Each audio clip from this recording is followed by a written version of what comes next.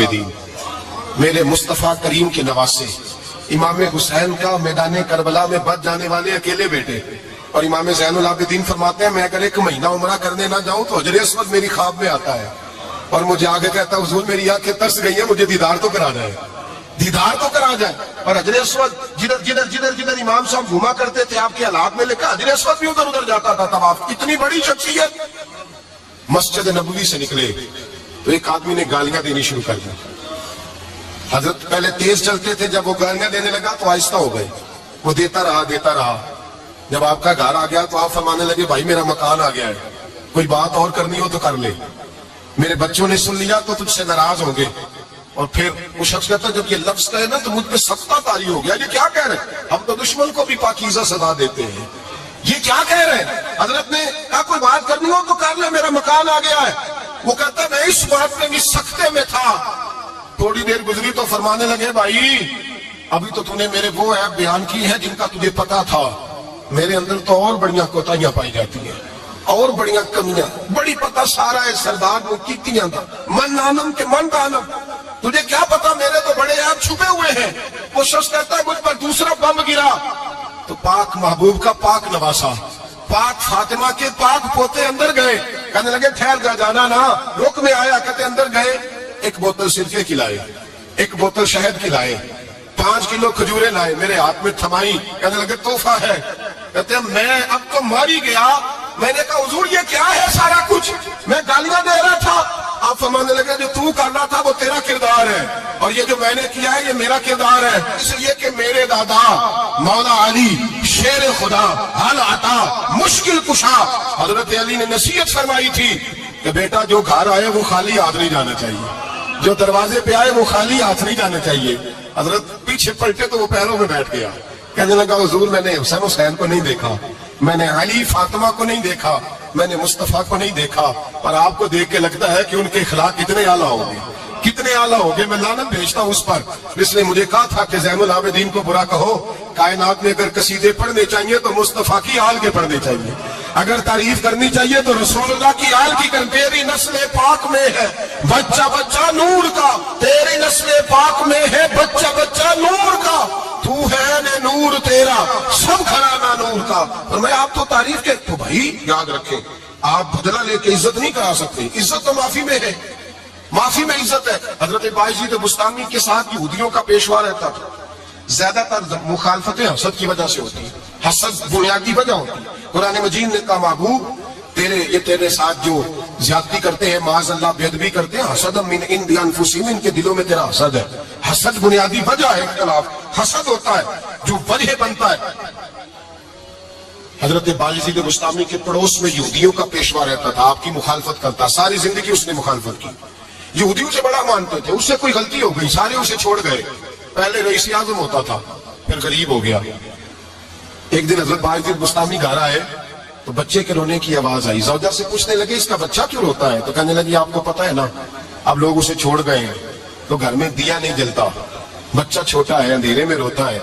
رات گہری ہو گئی تو حضرت بایزید نے اپنے گھر سے دیا اٹھایا، اپنے گھر سے دروازے پہ دستک دی، وہ باہر آیا تو جناب بایزید کا انداز کیا ہے، اس نے مخالفت کی زندگی بھر، انداز کیا ہے، باہر آتے ہی نا آپ فوراً اس کو بولنے نہیں دیا، کہنے لگے بھائی سن لے میں پہلے بھی آ سکتا تھا، دیر سے اس لیے آیا ہوں کہ گلیاں سنسان ہو جائیں، لوگ سو جائیں، تجھے اور مجھے کوئی نہیں دیکھ رہا ہے کہ میں ہوں دوسرا تو ہے، اور تو مجھے اچھی طرح جانتا ہے بایزید وہ نہیں کہ جو نیکی کرے گا اور دنیا کو بتائے گا، میں تیرا راز بھی رکھوں گا۔ اور بچے تو معصوم ہوتے ہیں نا، فرمایا میرے بڑے ہو گئے تیرے چھوٹے ہیں، یہ پکڑ لے دیا گھر میں لے جا، اور میرا وعدہ ہے کسی کو ساری زندگی اس نے مخالفت کی۔ وہ شخص کہتا ہے مجھے بولنے کا موقع نہ دیا، دیا دے کے چلے گئے۔ اگلی شام پھر آئی، رات گہری ہوئی تو پھر دروازے پہ دستک ہوئی، میں باہر گیا، نیا چراغ نئی بتی نیا دیا، کہنے لگے دیکھ کوئی نہیں دیکھ رہا، میں اس وقت آیا ہوں جب تنہائی ہو اور تو مجھے جانتا ہے، میں غلط بات بھی نہیں کرتا، یہ دیا رکھ لے، میں کسی کو بتاؤں گا بھی نہیں۔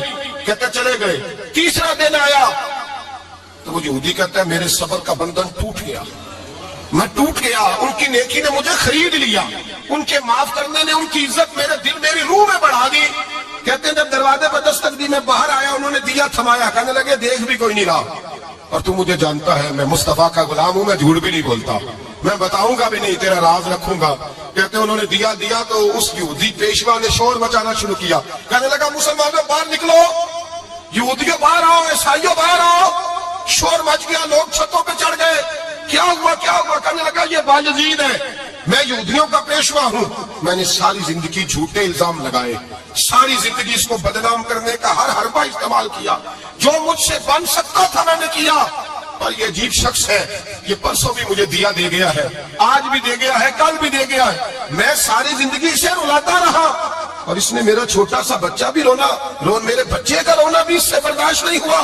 میں تم سب کو گواہ بنا کے کہتا ہوں میں جھوٹا ہوں، بایزید سچے ہیں، ان کا مذہب بھی سچا ہے، قرآن بھی سچا ہے، اسلام بھی سچا ہے، اور جس مصطفیٰ کا یہ کلمہ پڑھتے ہیں وہ محبوب بھی بڑا سچا ہے. یہ سچے دین کے ماننے والے ہیں. کہنے لگے میں تمہیں گواہ بنا کے مصطفیٰ کا کلمہ پڑھتا ہوں اور تمہیں بتاتا ہوں کہ آؤ سارے در رسول پہ جھک جائیں. بھائی یاد رکھیں، سمجھیں، غور کریں. عزت درگزر سے، اب اس پر میں زیادہ بات نہیں کر سکتا. عزت درگزر سے ملے گی. ایک تو آپ کو عزت عاجزی سے ملے گی، تقوی سے ملے گی، عزت درگزر سے ملے گی، عزت قناعت سے ملے گی، عزت کم بولنے سے ملے گی. اور اگر زیادہ عزت لینی ہے، اور عزت اتنی لینی ہے کہ چھا جاؤ دنیا میں، اگر چھا جانے کا شوق ہو نا تو پھر رب فرماتا ہے میرے مصطفیٰ کی غلامی کر لو، پھر میرے نبی کے ہو جاؤ. قل ان کنتم تحبون اللہ فاتبعونی یحببکم اللہ. فرمایا تم میرے نبی کے ہو جاؤ، دنیا بھی تمہاری، اور دنیا بنانے والا خدا بھی تمہارا ہو جائے گا. تم میرے غلامی مصطفیٰ میں عزت ہے، رسول اللہ کی نوکری میں، اور قسم اللہ کی بڑی عزت ہے، بڑی عزت ہے، بڑا وقار ہے، بڑا پیار، بڑا حسن ہے، بڑی رعنائی، بڑا ٹھہراؤ ہے. یار وہ جو لوگ کہتے ہیں نا میں پتہ نہیں کون ہوں، کہاں کا رہنے والا ہوں، یار نہیں لوگ پوچھتے تو کون تھا، تیری برادری کیا ہے، تو کہاں کا ہے، نہیں پوچھتے.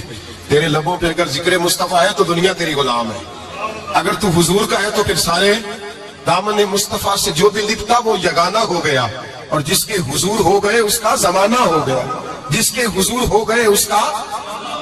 اقبال کہتے ہیں قوت عشق سے ہر پست کو بالا کر دے، اور دہر میں اس میں محمد سے اجالا کر دے. کی محمد سے وفاتوں نے تو ہم تیرے، کی محمد سے وفاتوں نے تو ہم تیرے. یہ جہاں چیز ہے کیا لوح قلم تیرے. رسول اللہ کی غلامی عزت دیتی ہے، نبی پاک کی نوکری، اللہ کرے آپ بول پڑے آمین کہنا. نبی پاک کی غلامی عزت ہے، حضور کی غلامی.